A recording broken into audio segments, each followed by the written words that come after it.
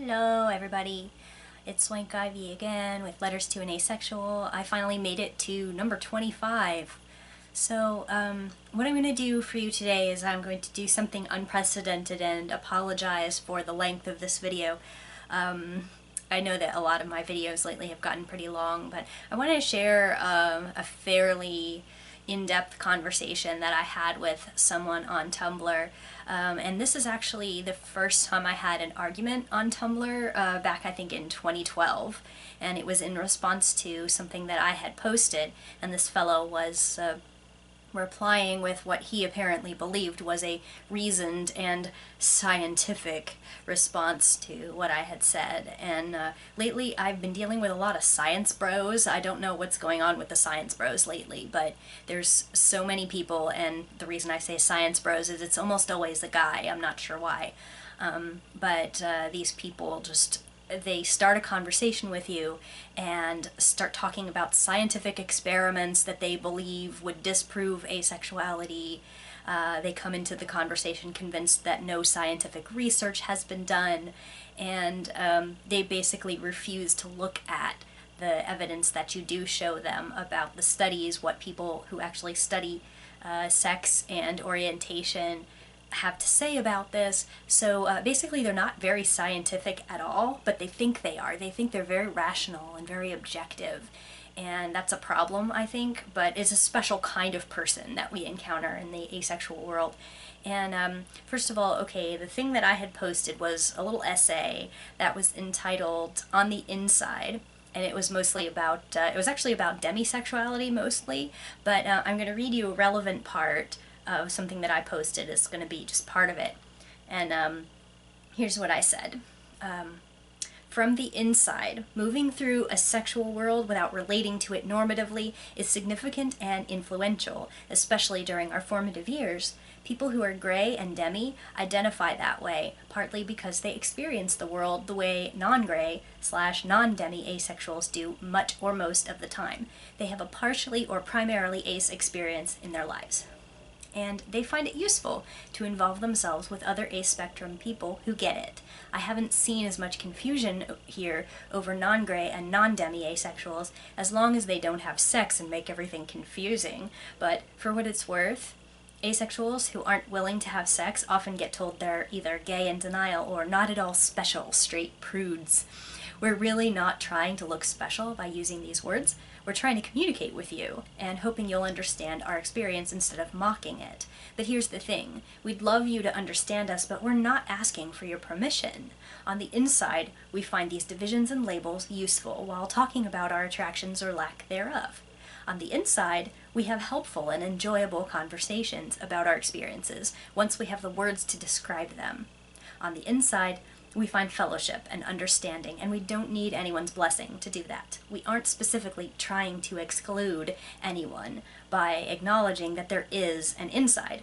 Don't take it as an offense that you are naturally excluded from a group that's having a different experience from you. Don't look at us and say, I don't relate to this at all, and I don't like that they're naming it and acting like it's real. We're not doing that to you. We acknowledge that you exist. We don't try to tear you down and say your relationships don't need words. So that's just an excerpt from my On the Inside essay that I posted on Tumblr. And one fellow responded to it in part with this. One huge part of the issue is what subjectivity is in itself.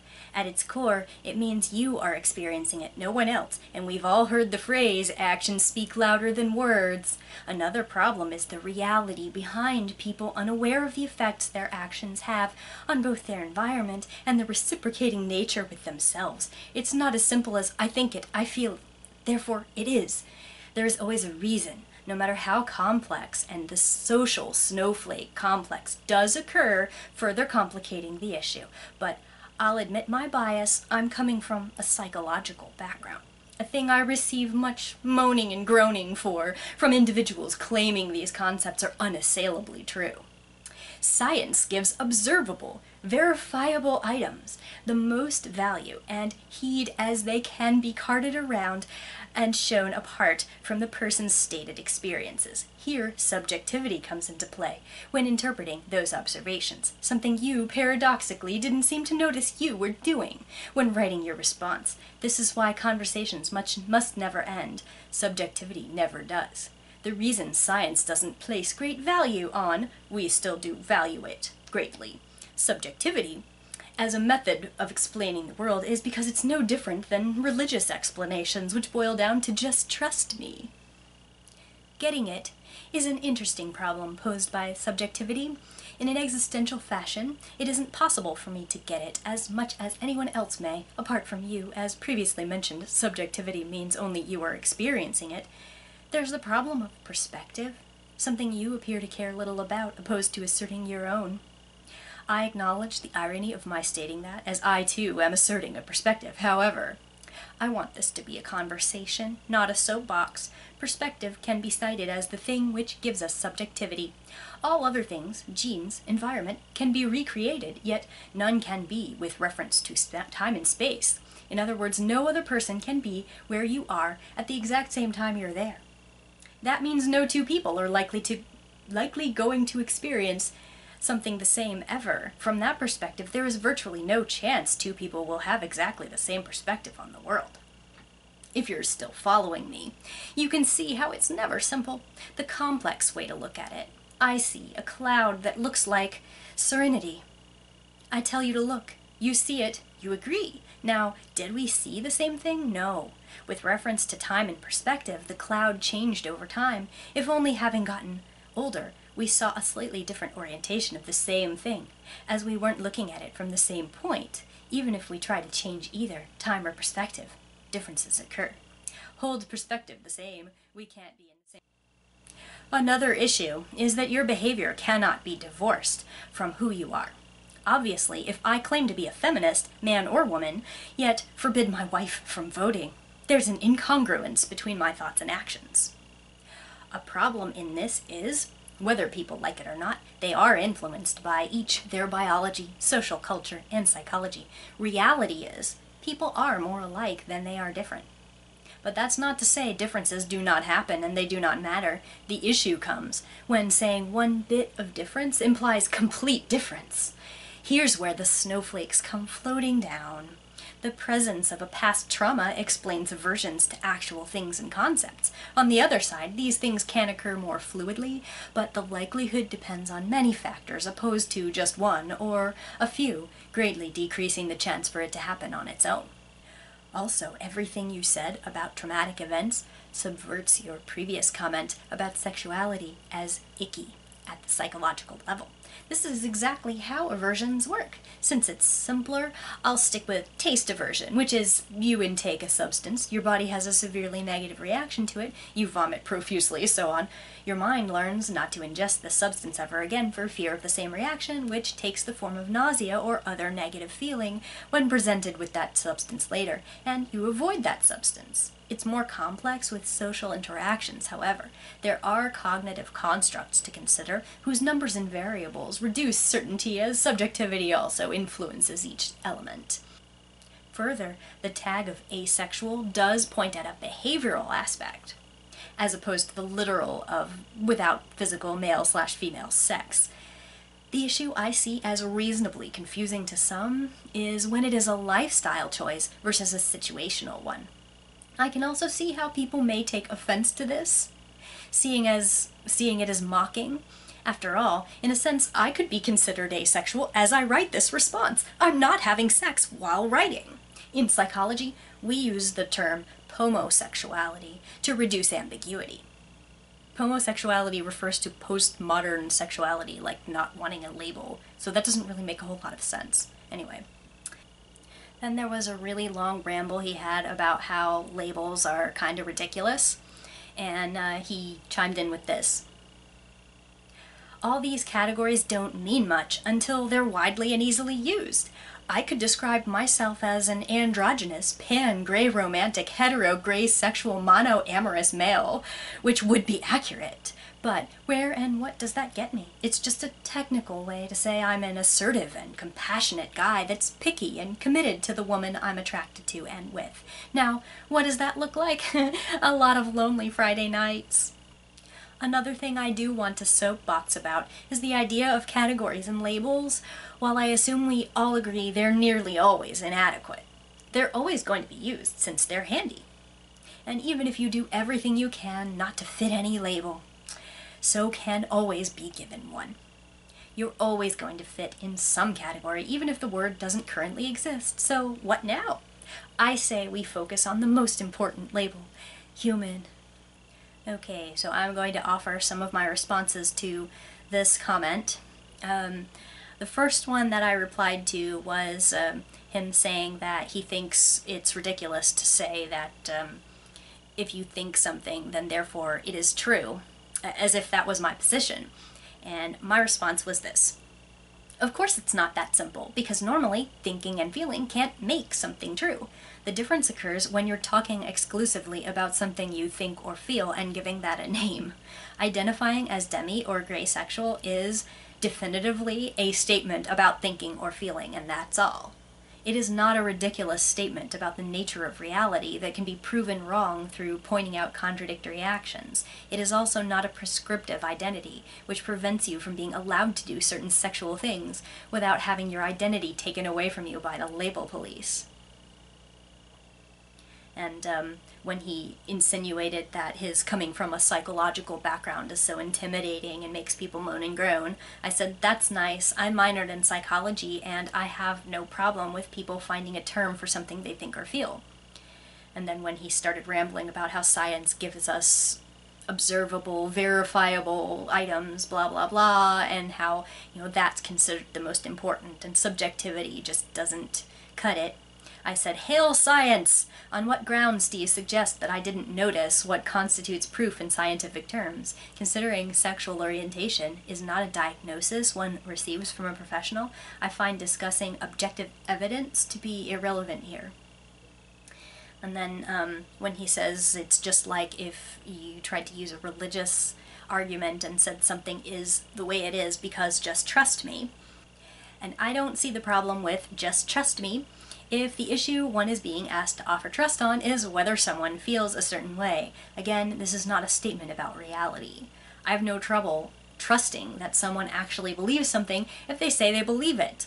If that same someone said, because of my religion, you must accept that the sky could actually be yellow, that would be a statement about reality that I could not trust based on someone's belief, as it contradicts reality or at least has no observable relationship with reality. But when we're being asked to trust that something is going on in someone's head when they say this is going on in their head, and that's it, this is not an issue. And at one point when this guy said, I can call myself a half walrus, half chihuahua, but if I can't provide evidence, I'm talking out of my ass, even if it's in a poetic sense, I replied to that with this: then it's a good thing no one I was talking about is making statements that are as easy to debunk as I am a half walrus, half chihuahua.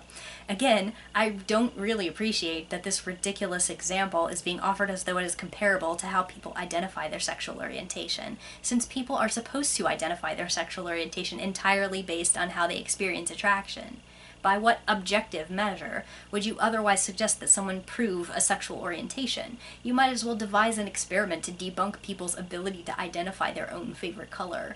Comparing people's ability to decide and describe their own sexual orientation to hypothetical people claiming to be mythical animals is a straw man argument. I'm assuming I don't have to explain why straw man arguments are a logical fallacy.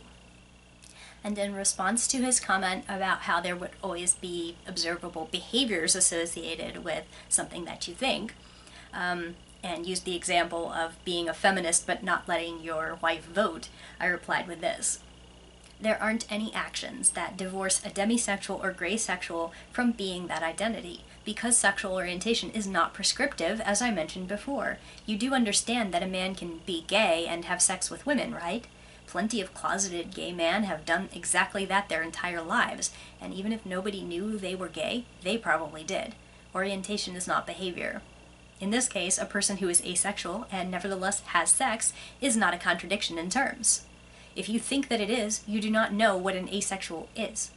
In many situations, if a person's behavior does not match up to their proclaimed beliefs, you can rightly call that person a hypocrite, as with the feminist who doesn't want their wife to vote, in your example. But being asexual, any kind of asexual, does not suggest that a person does or doesn't do anything. It is not a term that is ever descriptive of behavior. This is where your comparison fails. And when he said that one bit of difference doesn't imply complete difference, and that's where the snowflakes float down, I replied with this: a complete difference? Demisexuals aren't claiming to be half chihuahuas, if you know what I mean. I don't see how the type of difference they're claiming is in any way complete. It's just different enough, in their opinion, to need a word. I don't see the point in denying them this.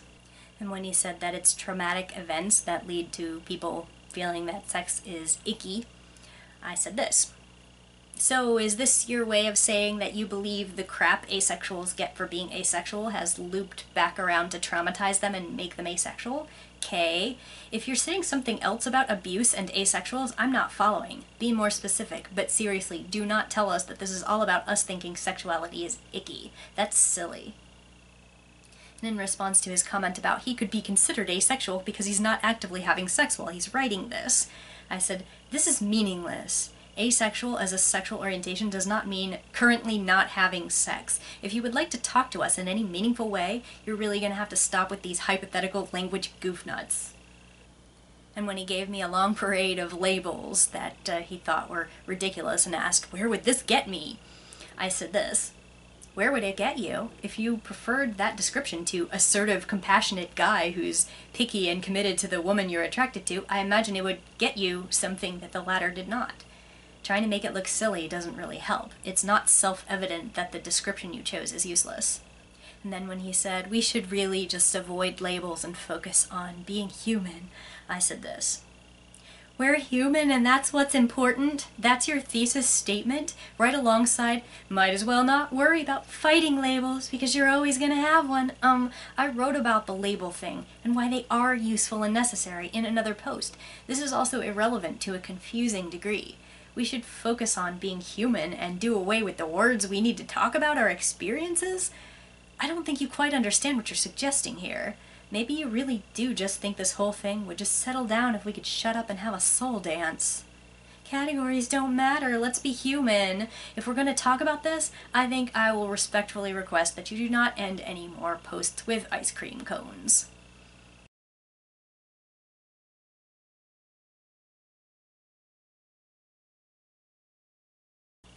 So our science bro wasn't done by a long shot, and he decided to reply to me in a similar quoted style. And the first thing that he took aim at was my comment about how I don't understand why he is trying to argue for the uselessness of labels in the first place. And he said this: again, I'm not completely sure I see your aim. I never said demi or gray or any other prefix or suffix were completely without merit. However, I did jump into the murky metaphysical waters of subjective experience as it relates to others. I'll try restating another simple fashion. We all experience things differently, yet share things in common. It is the space between us where agreement and understanding are reached. It is also where people come to understand the world, find connection, and where we find elements helping us to form meaningful concepts, labels used as a means of effectively communicating between one another. One of the primary issues here occurs thanks to one side's cantankerous refusal to find a happy medium, but it's not likely everyone is going to be satisfied. And then in response to me identifying myself as having a psychology minor and not being put off by his credentials, he replied with more of them and said, agreed. I'm working toward a doctorate, and I'm glad we're of like mind here. However, there are better ways than others for finding terms. Problems arise when things aren't allowed to be organic and translate between other venues without regard to what these terms mean within those other venues. Sometimes these other places are able to accommodate the new meaning, such as with the word gay, which is part of how language works and grows. But there are faster ways to achieve this, and ways that don't require in-your-face tactics, not an accusation toward you. If you'd like an analogy, the methodological differences between MLK and Malcolm X are a good example. I'll admit I'm unaware of specific people these two men would be analogous to. And in response to what I said regarding having no problem trusting someone if all they're talking about is their feelings, he said this: "Many people are fine with 'just trust me' logic, without wanting any greater degree of certainty, when talking about things claimed to possess no observable or easily observable end. That's pretty much all you have left. Much of philosophy and antiquated psychology is like that. And even with our objective measures, there is still a trust. A trust, the abstract unit of measure, is exact, which it rarely to never is. One way to look at it, an inch is only an inch if it's the same inch. The problem comes when we want to act. If you never move unless you have absolute truth or certainty, you'll never move. We all act on assumptions, just as your tone leads me to believe I've made an ass out of myself with my choice of an academic, authoritative writing style. And I never said I don't trust someone when they say they believe something. The religious analogy you gave is no different than the 'just trust me' logic, as that's what the religion itself pivots on. I have no issue believing someone believes that what he or she claims to believe. You also touched on a central issue between us that's implicitly noted by 'because of my religion, you, I' statement is a metaphor, and I feel there's an undertone of me versus them that's undermining an actual discussion beyond argument. Would you agree?' And when I said that I have no problem trusting someone when they say what their identity is, and that it's not the same thing as trusting that someone actually is a half walrus, half chihuahua, and made a reference to believing people if they say what their favorite color is, he says this: "That experiment has already been done, though not specifically with one's favorite color to my knowledge. Read up on the various ways in which people learn: operant, classical, modeling, observational, associative, etc. And then apply them to other situations. However, I'm not saying identity and concepts of self are not meaningful and valuable, yet some philosophers now claim identity is meaningless and there is no self. I can't help but laugh myself into a near stupor at these claims, but my philosophy grad student roommate loves them. And straw man arguments only apply when someone either does not present enough information, or the other person is too unversed in the subject at hand, which can take the form of taking comments out of context and responding to just that section, which serves an agenda. Savvy? That comment was in reference to the social snowflake complex, not asexuality or other constructs, and as this is not the first time you've taken my words out of context, I'm not sure how interested I am in trying to form this discussion into the something positive I sought." And when I said there is no associated behavior with someone's sexual orientation that you would demand to see for you to want to believe them, he says this: "Yes, I'm quite aware of what you're saying. Identity is both prescriptive and claimed. For this not to be true, you would have to be the only person in existence, or the only sapient one. I believe I outlined a simple analogy how this is, but I'll stick to the specifics this time. Depending on whom you talk to, there are either 3 or 4 selves. In a social context, there are 4. How only you see yourself, how only others see you, how both you and others see you, and the unknown self. Not really all that meaningful, without getting into the unconscious. These should be self-explanatory. Sorry for the pun. Problems occur when these selves have too much variation between them, and each section is equally important. Saying identity is not prescriptive is neglecting an important third or quarter of the pie. In another conceptualization, the 3 selves are the actual, the ideal, and the ought self. The actual is who you actually think you are. The ideal is who you want to be, and the ought is the self you and others think you should be. Problems arise when discrepancies arise between the ought and actual self, or the ideal and actual self. Do you follow? My point is that identity is both part of what we see it as and part of how others see it. Beyond this, my comparison has not failed completely. There is also the biological end of things to consider, and I've already given you why trauma complicates asexual as something other than an aversion to something, be it relationships in general, sex, intimacy, etc. I have yet to get into attachment and adult attachment styles. I'm also not saying that asexuals are some type of myth. I'm saying it's not as black and white as many appear, keyword, to claim, as many, not all, have done so with me. Further, just because someone may have or not have one of these aversions does not imply they can't be an asexual. I'm simply an advocate of self-awareness. Sure, not everyone will want to know more about why they do as they do, but it's sort of in my nature to encourage those who are not afraid or not unwilling to look deeper. And when I said gray people and demisexual people are not claiming to be completely divorced from the species or from other types of sexuality when they use those words, and that I didn't see any point in denying them a word for what they're experiencing, he says this: I agree, but I have known people to react negatively to just being called bisexual. Yes, there is a difference, but without looking deeper into the issue, I'm talking protons and neutrons here. What does that difference mean? Or better yet, when is there a difference? Think taxonomy. But I do understand your point. One way to look at it, I should preface this, I'm again toying with the idea of being a sex therapist. God, please no, don't be a sex therapist. Is how some BDSM relationships work. In a true slave-master relationship, the slave is pretty much just that, as with the master, his/her namesake.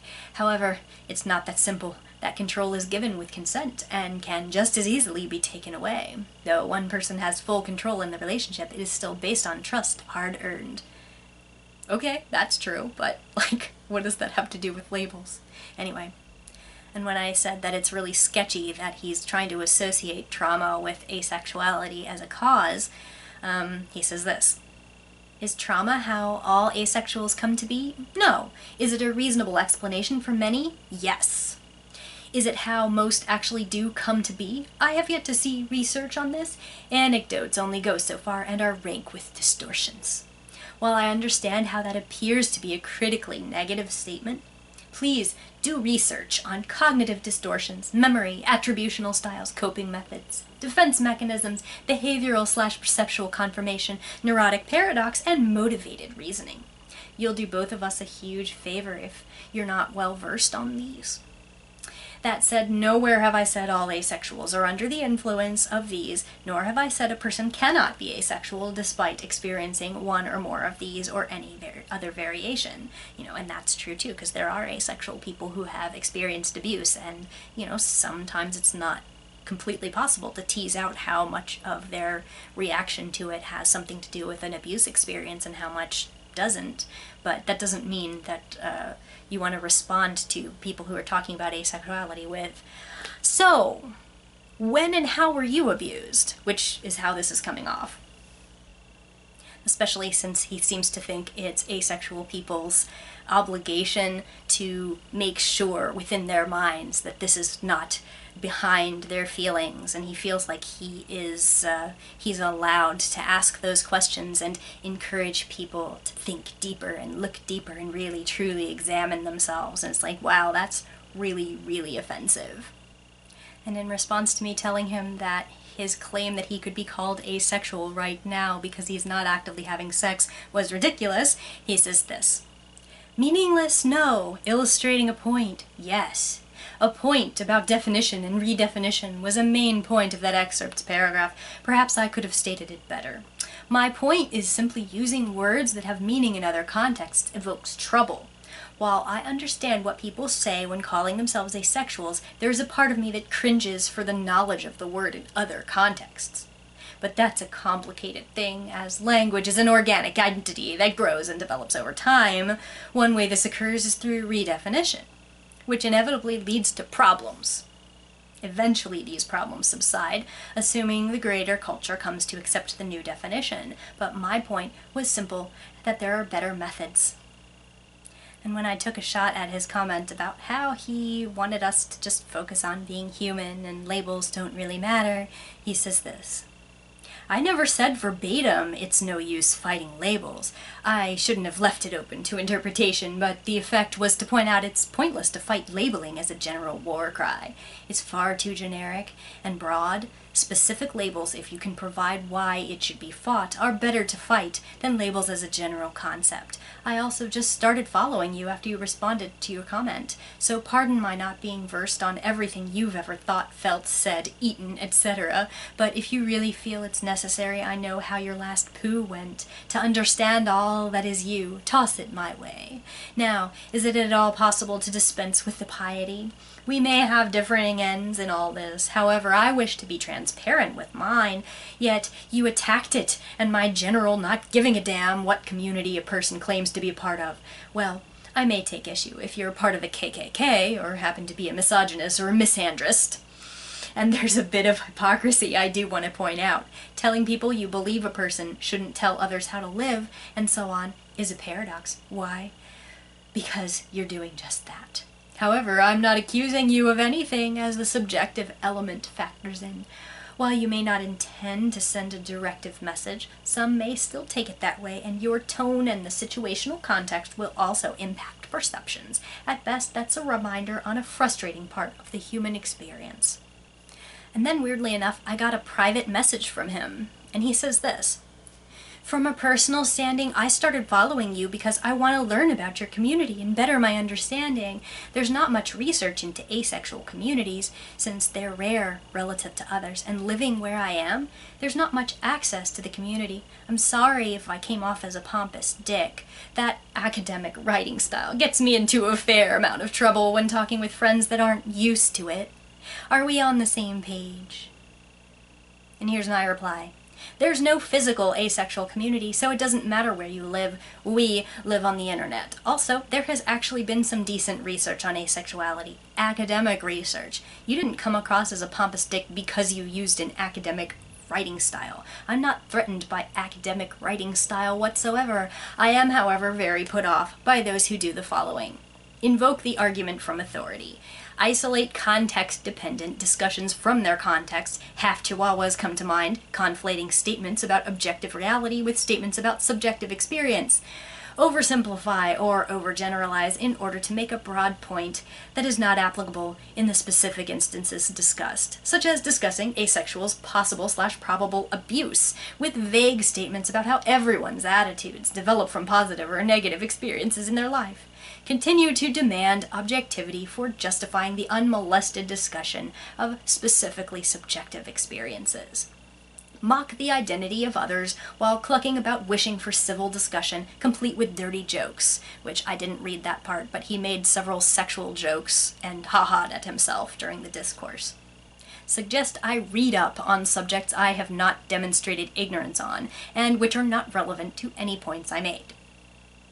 Repeatedly opined that other people's sexual orientation is partly dependent on what other people think it is or should be. Apply misdirection, such as quibbling about where a thesis statement goes in an academic paper rather than addressing my problem with the thesis statement itself. Bring up the tone argument. Suggest unknown people have necessarily come to hasty conclusions about their orientation if they have not passed someone else's test. Wrap discussions up with a "can't we all just get along" statement, which suggests the problem is the fault of the other person. I wasn't planning on addressing your response because after my first attempt yielded more of the same, I didn't see the point. Contrary to popular belief, I am a very busy girl, and I don't like to repeat myself. I do not believe we are on the same page or in the same book, and make no mistake, it is not because you talked all academic and I'm not used to it. I'm a 34-year-old published author, so you see how long ago this was. With a college degree and more than 10 years of asexual activism under my belt, I appreciate academic discussion when it's well placed and well executed, and when it isn't, as you suggested, pompous dickery. Asexual people are not interested in being told that they owe themselves and everyone else a focused and comprehensive study of why they're asexual, when straight people do not have to do this to be believed about their orientation. It is not a last resort diagnosis. It is not a diagnosis at all. It is not the result of trauma. It is not a statement about our reality that any reasonable person should expect us to prove. and it is not someone else's business to grant or deny legitimacy to our orientation. After all, if you get to write the test, we'll always fail it. I would really rather you ignore me. If you can't, at least please drop this particular discussion.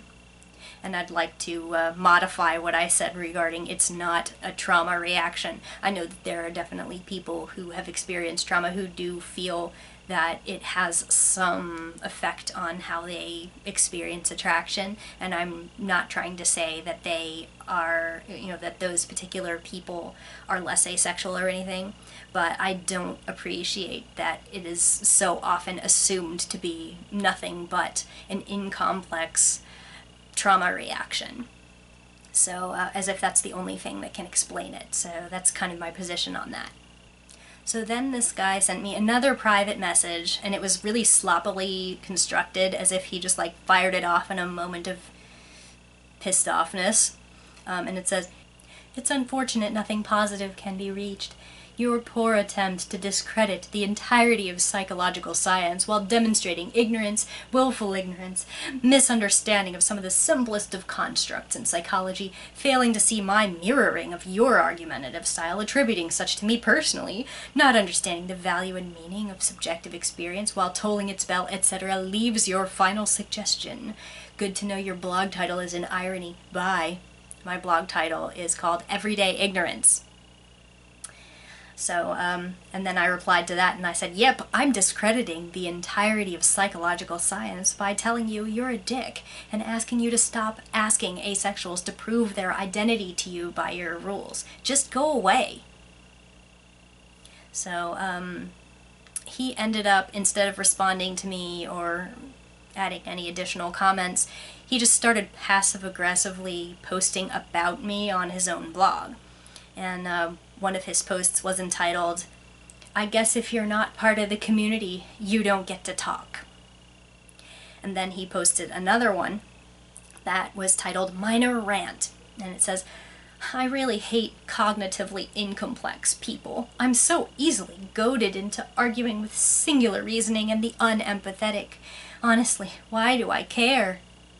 And then he posted yet another one that was called "What Happens When You Try to Go in Reverse and Correct the Course?" And he quoted me from my private message to him, and it says, "There's no physical asexual community, so it doesn't matter where you live. We live on the internet." And then he tagged that with the following tags: stupid people, ignorance, LOL, psychology, and my blog name. So I reblogged it, and I said, "I'm a real Tumblr user now. I've been featured in someone's blog using the tag stupid people. It's almost as awesome as when I was one of the many referred to as incoherent last week, except that this one is deliberately personal. Also this," and I quoted his comment about cognitively incomplex people, and I said, "That was about me, yo. Most of our disagreements were public. This one, and then this one," and I linked to them. As you can see, there's a bunch of fail about asexuals being probable abuse victims, instructions to go research about irrelevant things, and a continued support for objective proof of subjective experiences. Apparently, our sexual orientation is partially dependent upon our behavior and how others perceive us, don't you know? Then he sent me a private message to ask whether he cheesed me off and alienated me because of his academic writing style, apologizing for possibly overwhelming me because of seeming prickish, you see, but not apologizing for his content. Honestly, I wasn't planning on replying to the last public post at all because it was just more of the same BS, and he doesn't seem to realize he's not saying anything new, but I answered the private message. And I summarized it as, "Me, your academic writing style isn't the problem. Here's a list of the ways in which you suck. Stop the dickery and leave me alone." And then, paraphrase of him, "You didn't realize when I was being a dick I was actually trying to parody you, but since you think I'm a dick, you obviously hate science. I'm taking my toys and going home." And then me, "You'll be missed." Okay, so he didn't say, "You obviously hate science if you think I'm a dick." What he actually said was, and then I quoted the message, and then I said, "I wish he would use the right your and avoid getting lost in his own verbiage to the point that he derails the sentence when he's trying to talk smart-like. I think I hurt his little feelings by not accepting the apology. That's not how apologies work." "I'm sure if you're not part of the community, you don't get to talk" perfectly sums up an attitude I've expressed, right guys? Not like I've been engaging with the non-asexual community on this topic since 1998 or anything, since there was no asexual community when I started talking about it. Just another example of the type of ridiculous exaggeration and misdirection I don't want to deal with from people like this, and why I request not to have this conversation again. I sure hope he sticks to the flounce. Bitching about me twice, and then I crossed it out and wrote 3 times now, on his own blog in a passive-aggressive fashion, while probably assuming I wouldn't see it, suggests he's not willing to let sleeping dogs lie. And by the way, I only made fun of his mix-up on the word your because he was trying to like do this whole, oh, I'm so academic that I'm intimidating you kind of thing, and then he doesn't spell his words right. So like, you know, it was probably a low shot, but he brings that up in his response to that. And he says, you know, you could print what I actually said or not. You seem to like not doing that, even though I posted exactly what he said. There's a few good quips I thought of. Anyway, I love how I've been conservative the majority of the time. At this point, I don't really care. Only to be met with taken out of context, loose edits to my actual words, and condescension. Have you heard of projection? Anywho, I'm glad you will miss me. You certainly didn't say that in your message. I didn't know you felt that way about me. Makes me a bit confused on the whole asexual thing, if everything you've said is true. But yeah, so I've posted a reply to your message reply. I thought you said you were done with this, but this whole taking me out of context is getting comical. I mean, seriously, you can't write this stuff. I appreciate the material, and I don't care if I'm not saying anything new. You should be aware what accommodation and assimilation are, so I won't bother re-educating you.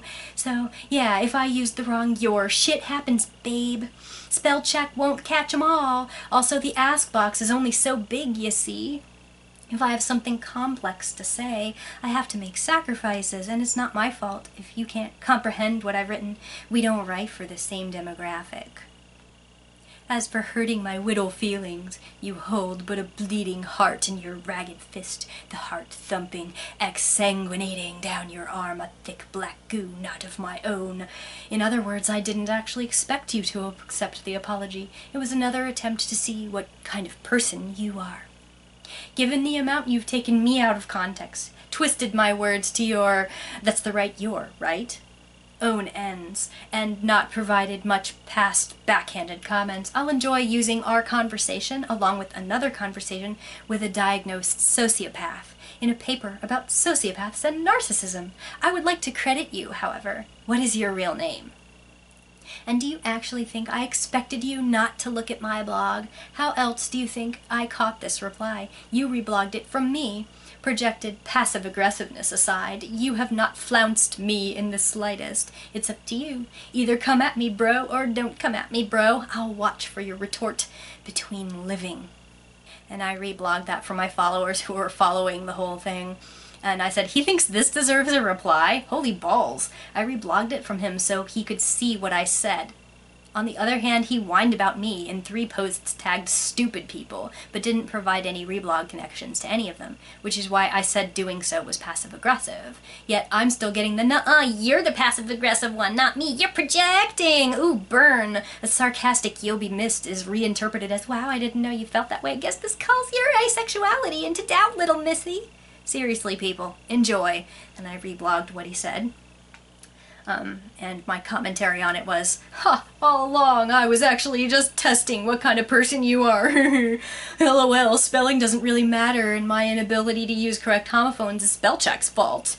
My inability to express myself in a small ask box is actually about your inability to understand my complex ideas. Watch out, y'all. He's gonna use me as an example of narcissism and or sociopathy in a paper. Squee! So that was my first Tumblr argument, and I've had a few like it since with people who, you know, usually they're not quite as verbose as him, and usually they're not spending quite as much time rambling about, like, they're trying to show off their stuff that they got tested on last week in psychology, so, but there's still, like, this common thread with these kinds of people, where they think that we owe to the world some kind of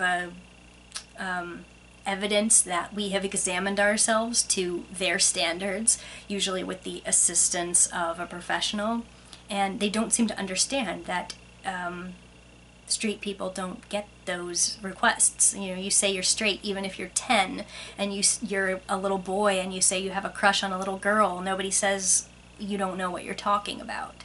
But, you know, the rest of us, and especially asexual people, are told that whatever conclusion we've come to about ourselves is probably not right, we're probably not ready, we're probably not trustworthy in evaluating what we feel, and that we're cognitively incomplex if we refuse to examine that we may have a trauma or we may have some kind of disease or something like that. It seems like they think that because we say we're asexual, we must not have done any self-examination. If they only knew how much most of us spend our time like thinking about it and comparing ourselves to what other people experience, and really thinking about it on levels and to extents that a lot of straight people don't even imagine exists because they've never had to question it. You know, what they expected growing up turned out to be what they really did feel, and they didn't have to examine it, they didn't have to question it. So we're held to different standards, and it's really annoying when you encounter people like this. So this video is long enough, and I will stop here, and I'll see you next time.